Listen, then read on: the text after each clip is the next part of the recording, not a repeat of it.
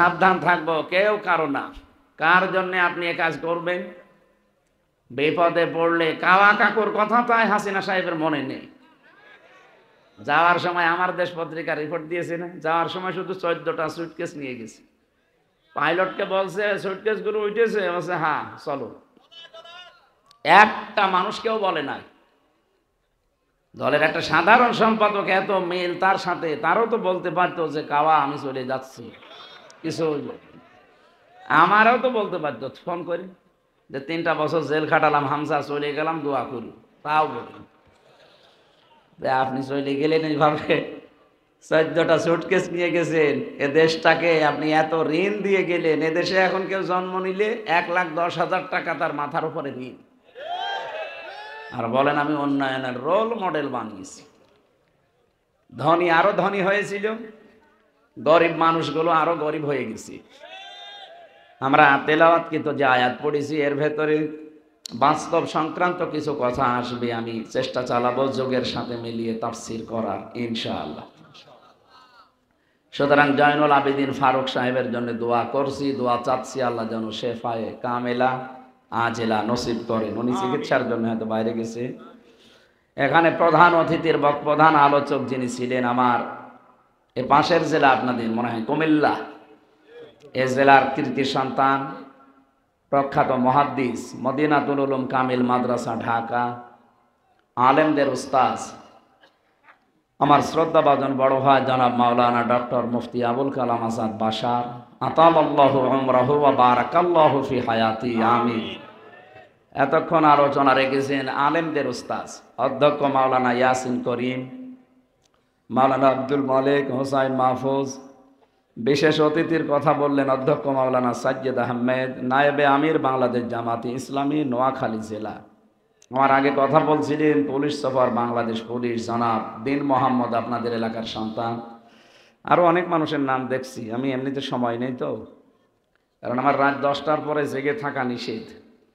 যে অবস্থা আমার শরীরের, 3টা বছর ওরা আমাকে একেবারে শেষ করে ফেলেছে। তারপরও আমি চালাচ্ছি মানুষের চাহিদার দিকে, দিনের দিকে তাকিয়ে। আল্লাহ যেন অন্তত সুস্থ রাখেন, আগের অবস্থায় আবার ফিরিয়ে দেন। মঞ্চে বসা ওলামা ইকরাম, সামনে বসা মুসলমান ভাইরা, পর্দার আড়ালের সম্মানিতা মা এবং বোনেরা, প্রশাসনের ভাইরা, যার মাধ্যমে আসলাম, আপনাদের এই গ্রামের সন্তান, এ মাহফিল বাস্তবায়ন কমিটিতে যিনি সবচাইতে বেশি শ্রম দিয়েছেন, বিশিষ্ট ব্যবসায়ী জনাব পিয়ার, আরও নাম আছে হয়তো, এ নামেই পরিচিত, হায়াতে তাজ্জেবা সিহাতে কল্লিয়া কামনা করছি। তার মা বাবাকে আল্লাহ যেন মাফ করে দেন। আমিন। সবাইকে নিয়ে আগে আল্লাহকে ধন্যবাদ জানাই, যিনি আমাদের বিশাল একটা জগদ্দল পাথর বুকের ওপর থেকে নামিয়ে দিয়েছেন। আলহামদুলিল্লাহ। এ নোয়াখালীর বহু জায়গায় আসার পরও আমি ফিরে গেছি, কোথায় কুষ্টিয়া, কোথায় নোয়াখালী, আসতে একদিন লাগে। স্যার আমাকে আজকে বলছিল যে টায়ার লাগলে টায়ার দেবো, কারণ আমার আসতে একটা টায়ার ক্ষয় হয়ে যায়। কোথায় বলেন তো, আসতে যেতে আমার একদিন শেষ। পরিবার থেকে এখন চাপ দিচ্ছে যে 3 বছর তো ছিলেই ভেতরে, আরো এখন বাইরে থাকবা, আমরা কি। এখন তো যেহেতু সিজন, তো এই 3 মাস, জানুয়ারি ফেব্রুয়ারি আর এপ্রিল, মার্চ মাসে তো আবার সৌদিতে থাকা লাগবে হজে। এই 3টা মাস নেওয়া আছে মাহফিলগুলো, আমরা চেষ্টা চালাবো যেন সুস্থ শরীরে সঠিক সময়ে যেন হাসিল হয়ে কোরআনের মূল কথাগুলো আমরা বলতে পারি ইনশাআল্লাহ। এই জন্য যিনি পাথরটা নামিয়ে আমাদের কথা বলার মতো একটা পরিবেশ তৈরি করে দিলেন, যদিও ষড়যন্ত্র থেমে নেই, বাইরে যে এখনো পর্যন্ত যে ষড়যন্ত্রগুলো চালাচ্ছে, যদি আমি এখনো ঐক্যবদ্ধ হতে না পারি, অনেকে এখনো পর্যন্ত বিভিন্ন জিনিস নিয়ে কামড়া কামড়ি আরম্ভ করেছে। মির্জা আব্বাস সাহেব কয়েকদিন আগে ঘোষণা দিয়েছিলেন, আমি ছিলাম ওখানে, বলছিল জীবনে যদি কিচ্ছু না পায় কোনো আফসোস নেই, অন্তত হাসিনা চলে গেছে এটাই আমার সান্ত্বনা। আপনি টের পাচ্ছেন জয়নুল আবেদিন ফারুককে কুকুরের মতো পিটিয়েছে। একটা বিরোধী দলীয় চিফ হুইপের মতো মানুষ, তারা যদি 5 বারের এমপি, এই লোকটা যদি পুলিশের হাতে পিটানি খায়, তাও যেভাবে মেরেছে মানুষ এভাবে মারে না। রিমান্ডে আমি মার দেখেছিলাম, কিছু মানুষ দেখতাম চোখ মুখ বেঁধে, মানে ওই যে মাটির নিচে যেখানে এমন পিটানো পিটাইতো, হাতের নখ তুলে নিত। আমি কয়েকজনের নখ দেখি নাই, পায়ের নখ তুলে নিত। এই কঠিন অবস্থায় ওদের যে চিৎকার, ওরা তো নয় সাধারণ মানুষ, ওরা হয়তো ওই ডাইল মাইল খায় অথবা ওই লাল পানি খায়, এরকম কিছু মানুষ, অথবা মানুষ মার্ডার করেছে। জয়নুল আবদিন ফারুক সাহেব মানুষ মার্ডার করেছে না। বলেন। যিনি মেরেছিল কোথায়, সে লোক কই, তারা তো আর পাওয়া যাচ্ছে না। হারুন আঙ্কেলের জীবন তো শেষ করে দিয়েছে। হাও আঙ্কেল, আমার সাথে ওই ছোট হুজুরটা ছিল জেলে, আমার ঘরেই ছিল। আমারে মাঝে মাঝে রাতের বেলা যখন কারারক্ষী এসে তাহাজ্জুদ নামাজের জন্য ডেকে দিত, রাত 2:30 3টার দিকে, আমরা দুইজন এক ঘরে, ওই ওঠার পরে নামাজ, এত সময় নামাজ পড়বো, 2.5 ঘন্টা 3 ঘন্টা, 1.5-2 ঘন্টা নামাজ পড়ে বাকির সময় গল্প করতাম যে কি হয়েছিল বলেন। যে হুজুর, আমি একটা ছোট মানুষ, আমি আপনার মাজা পর্যন্ত না, আমার কাছে দাঁড়ালে আমার মাজা পর্যন্ত, অথচ আমার রাত 1টা 2টার দিকে নিয়ে গেল ওই যে ফকিরাপুল নাকি ওই জায়গায়, হাতির ঝিল, রাস্তার দুই পাশে ব্লক করে দিয়ে আমার পোশাক আশাক সব খুলে দিল। আমি এমনি ছোট মানুষ, জিনিসপত্র আমার ছোট, তাই বলে আমার সব খুলে নেবে?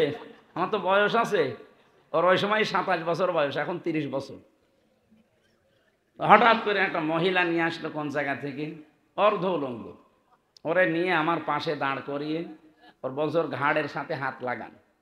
আমি ছোট মানুষ, ওর মাথা পর্যন্ত ওর ঘাড়ে আমি হাত দেবো কি করি? তারপরও তো আমি পুরাটাই ফিরাই উলঙ্গ, আর ও মহিলাও এরকম। আর আমার হাতে কোন জায়গাতে একটা সিগারেট ধরিয়ে বলছে আপনি টানবেন, আমরা ছবি তুলব, সকালবেলা দেখাবো যে হুজুর এরকম। আচ্ছা, অসহায় লাগছিল নিজেকে, একটা বর দোয়া দিলাম যে আল্লাহ এই কাজগুলো যারা করছে, কনস্টেবল ছিল, পুলিশের এএসআই, একজনকে ডাকলাম, ভাই আপনারা যা করছেন, হারুন সাহেব জানে না মানে উনি তো করাচ্ছে। এত খারাপ লাগলো যে লোকটারে আমি কি মনে করতাম আর কি করছে। বললাম আল্লাহ আমার যা দেখাইল ওরেও তুমি এভাবে দেখিও। আল্লাহ এই জন্য ওরে দেখিয়েছে। কয় ইঞ্চি আর বলার দরকার নেই। এত অপমান আমার বাংলাদেশে যদি 10 জন হয় তার ভেতরেও একজন। আলেমদের সাথে যারা যোগে যোগে বিয়াদবি করেছে প্রত্যেকটাকে আল্লাহ কিছু না কিছু দেখিয়েছে। ঐশী ছিল আমাদের পাশের জেলে, ওই যে বাবা আমাকে জবাই করেছিল, ঐশীর বাবাও তো পুলিশ। হাজার হাজার আলেমের উস্তাজ জনায়েদ, আল্লামা জনায়েদ বাবু নগরী রহমতুল্লাহ আলাইহি, লোকটা মারা গেছে, আমি জেলে থাকতে উনি মারা গেছে। ওনারে দাঁড়ি ধরে উল্টা পাল্টা কথা বলেছিল যে তোমার আল্লাহকে ডাকো, কি করতে পারে দেখবো। উনি বলেছিল যে আমাকে গালি দেন, নবীর সুন্নাত নিয়ে এরকম উল্টা পাল্টা করবেন না, আল্লাহ কিন্তু আপনাকে সত্যি ছাড়বে না। ছাড়িয়েছে না, মেয়ের হাতে জবাই করিয়েছে। আলহামদুলিল্লাহ বলার দরকার নেই, কিন্তু কাজটা কত নিকৃষ্ট বলেন তো, নিজের সন্তান জন্ম দিয়ে তার হাতে জবাই হওয়া লাগে, পৃথিবীর ইতিহাস পাল্টিয়ে দিয়েছে। এই জন্য আশা করছি আলেমদের সাথে সত্যিকার যারা আলেম, আলেম নামে জালেম যেগুলো এই ফরিদউদ্দিন মাসুদের মতো এরকম না, সত্যিকারের আলেম যারা, যারা জ্ঞানের ওপরে আমল করতে গিয়ে দুনিয়ায় জুলুম নির্যাতন স্টিম রোলার শিকার হয়, এ মানুষগুলোর সাথে বিয়াদবি করবেন। মন থেকে কিছু বললে মজলুম অবস্থায় কিন্তু আরো সে চলে যাবে। এই জন্য আমরা বেঁচে থাকবো, এই পাথর আল্লাহ যে সরিয়ে দিলেন, আমি আর কিচ্ছু চাই না। অন্তত এখন যদি একটু কথা বলে দুনিয়া থেকে বিদায় নিতে পারি, এইটাই আমার সান্ত্বনা। অন্তত জালেম তো বিদায় নিয়েছে। বাংলাদেশে শুধু নোয়াখালী না, বহু জায়গায় যাওয়ার পরে উঠবো বলে না, হবে না। কেন? নামটা সমস্যা। আমির হামজা বাদ দিয়ে অন্য হুজুর নিয়ে আসেন, কোনো অসুবিধা নেই। আরে ভাই, অন্য হুজুর এসে কি আপনার বাবার কথা বলবে? আর কোরআনে কারিম থেকে যদি সঠিক কথা কেউ তুলে না ধরে, তার কথা শোনাই তো জায়েজ নেই। নবীদের চাইতে ভালো মানুষ দুনিয়ায় ছিল না। নবীকে পর্যন্ত আল্লাহ ধমক দিয়েছেন, ইয়া আইয়ুহার রাসূল বাল্লিগ মা উনজিলা ইলাইকা মির রাব্বিক। হে রাসূল, আপনাকে আমি যেটা দিলাম এটা যদি প্রচার না করেন, এটা যদি তাবলীগ না করেন, এটা মানুষকে যদি না শোনান, তাহলে রেসালাতের যে বিশাল দায়িত্ব দিয়ে পাঠালাম আপনি ওটা পালনই করেননি। পালন না, পালনই হসাই আছে সে। ওয়াইল্লাম তাফআল ফামা বাল্লাগতা রিসালাতা আল্লাহু ইয়াসিমুকা মিনান নাস। আমি আল্লাহ বলছি, ইয়াসিমু এটা মুজারি, বর্তমান ভবিষ্যৎ, প্রেজেন্ট ফিউচার। আপনি যদি সত্যিকারে কোরআনে কারীম প্রচার করতে পারেন ইখলাসের সাথে, আমি আল্লাহ কিয়ামত পর্যন্ত, শুধু আপনাকে না, ইয়াসিমু যেহেতু মুজারি, যখন থেকে নাজিল হয়েছে ওই দিন কিয়ামত পর্যন্ত এই আয়াত থাকবে কোরআনে। কিয়ামত পর্যন্ত যারা সত্যিকারের আপনার মতো প্রচার করবে, আমি তাদেরকেও আপনার মতো বাঁচাবো। আল্লাহর এই গ্যারান্টি আমাদের বিশ্বাস হয় না? আল্লাহু লা ইয়াহদিল কওমাল কাফিরিন। আমি আল্লাহ বলছি, কোন কাফেরকে পথ দেখাচ্ছি না, দেখাবো না। কাফেরের প্রশ্ন আসতে পারে, কত কাফের তো মুসলমান হয়। জবাব হচ্ছে, কাফারা ইয়াকফুরু শব্দের শাব্দিক অর্থ জানা শোনার পরে গোপন করা। অনেক কাফের না জেনে হয়তো কুফরি করে। ইন্ডিয়ার এই যে মলম সাংবাদিক, যেটা হকার, এই কয়েকটা হকার মিলে কয়েকটা সাংবাদিক চ্যানেল যারা উল্টাপাল্টা বাংলাদেশ সম্পর্কে তথ্য দেয়, এগুলো কিন্তু জেনে শুনে দেয়। আপনি না জেনে হঠাৎ করে একটা কথা চলে এসেছে, ওটা যদি মিথ্যা হয় আপনি মাপ পেয়ে যাবেন। কিন্তু একেবারে উদ্দেশ্য প্রণোদিত ভাবে একটা মানুষকে, একটা দেশকে কালার করার জন্য বিশ্বের কাছে আপনি উঠে পড়ে লেগে যাবেন, এইটার কোনো ক্ষমা নেই। আর এইরকম মানুষকে আল্লাহর পথ দেখায় না। কথা বুঝতেছেন? এই দেশটার পেছনে লেগে আছে এই প্রতিবেশী নামে কলঙ্ক। এরা সারাটা জীবন এরা মিথ্যা ছড়িয়েছে এই দেশটা নিয়ে, যে এই দেশে নাকি সংখ্যালঘু নির্যাতন হয়। এটা যে ডাহা মিথ্যা কথা, ভয়েস অফ আমেরিকা কয়েকদিন আগে রিপোর্ট দিয়েছে, না, এটা পুরাটা মিথ্যা। তামাম পৃথিবীর ভেতরে 257টা রাষ্ট্র, একমাত্র দেশ বাংলাদেশ যেখানে সাম্প্রদায়িক সম্প্রীতি সবচাইতে বেশি। আমার এই ছোট্ট বয়সে আমি যেহেতু আকিস গ্রুপে আছি, ওনাদের খতিব আমি, এই হিসাবে বহু দেশে আমারে নিয়েছে। একবারে একটা ভিসা লাগিয়ে দেয়, প্রায় 37টা দেশে যাওয়া যায়। বহু দেশে ওনার মাধ্যমে উনি যেহেতু নিজে যায়, আর সাথে করে আমার ওনার প্রতিষ্ঠানগুলো দেখায়, ওখানে যে সেমিনার করায়। কয়েকদিন আগে কয়েকটা দেশে নিয়ে গেল, বড় বড় দেশ এগুলো। এই সমস্ত জায়গায় যে দেখেছি সাম্প্রদায়িক সম্প্রীতি পৃথিবীতে যে বলা হয় বাংলাদেশে 1 নম্বরে, আসলেও 1 নম্বরে। এখানে রোজা আর পূজা পাশাপাশি হচ্ছে। পৃথিবীর কোন দেশে হয় আপনি দেখান? আমি পাইনি। পৃথিবীর রোজা আর পূজা এক দেশে হয় একেবারে পাশাপাশি, আমি কোনো জায়গায় পাইনি, শুধু শুনেছি, পাইনি কোনো জায়গায়। বাংলাদেশে দেখেছি। মাইক্রোসফট এরা চালায় হচ্ছে খ্রিস্টানরা, অথচ এখন রিপোর্ট দিচ্ছে এই বাংলাদেশে আগস্টের 5 তারিখের পর থেকে আজ পর্যন্ত সবচেয়ে বেশি মানে শান্তিতে আছে, নিরাপদে আছে যারা অমুসলিম তারা। আমরা মুসলমানের হাতে হালকা পাতলা কষ্ট পাচ্ছি, কিন্তু ওরা নিরাপদে আছে। ওরা নিরাপদে আছে, এই জন্য ওদের মুখ থেকে এখন বাধ্য হয়ে এই কথাগুলো বের হচ্ছে। কয়েকদিন আগে এই যে পঞ্চগড় আর মাগুরা, এই 2 জেলা থেকে 2 জন মহিলা গিয়েছিল ভারত। সাংবাদিক ওই মলম যেটা আছে ওর ভাইরা ভাই হবে, এসে বলছে, আপনি বলেন যে আপনার মেয়েকে রেপ করা হয়েছে বাংলাদেশে, আপনারা টিকতে পারছেন না, এই জন্য আপনারা প্রচার করতে পারেন না বলে চলে এসেছেন। বলাই কি বলিস? আমি এসেছি আমার মেয়ের হাতের চিকিৎসা করার জন্য। আর সবচাইতে বেশি আমরা নিরাপদে আছি আগস্টের 5 তারিখের পর থেকে। ওর মুখ গেছে পোড়াটা বন্ধ হয়ে। এগুলো বিশ্বের আন্তর্জাতিক মিডিয়া দেখছে না? আপনি এতদিন মিথ্যা ছড়িয়ে পার পেয়েছেন শুধু কন্যার কারণে। এখন কন্যা নেই, এখন আর কোনো ছাড় নেই। এদেশের মানুষকে যে ভয় দেখিয়েছিলেন, ওই ভয় আল্লাহ পুরাটা উল্টিয়ে আপনাদের দিয়েছে। ওরা আমাদের ভয় দেখিয়েছিল যে আমরা না খেয়ে মারা যাব, এখন নিজেরাই না খেয়ে মারা যাচ্ছে। ওই দেশে এমন একটা উগ্রপন্থী জাতি, ওরা এই হিন্দুরা, সব হিন্দু না, যারা উগ্র তাদেরকে বলছি,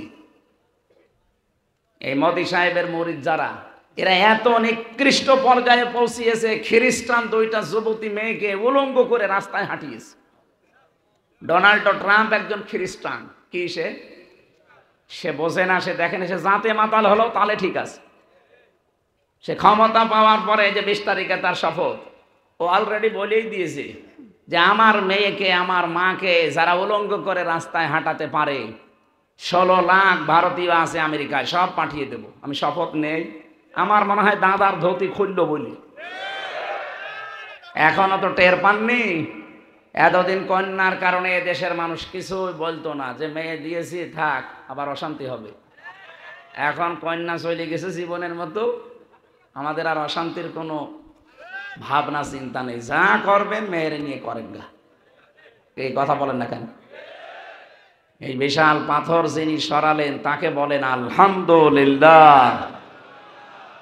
দরুদ আর সালাম পড়ছি আমাদের নবী মুহাম্মদ রাসূলুল্লাহ সাল্লাল্লাহু আলাইহি ওয়াসাল্লামের প্রতি।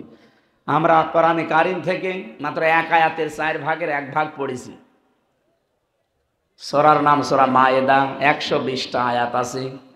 মাত্র একটা আয়াতের সংখ্যা 12 নম্বর আয়াত থেকে 4 ভাগ করলে 1 ভাগ হয়, অতটুকু আমরা তেলাওয়াত করলাম। তাফসীর আকারে কথা বলবো ইনশাআল্লাহ।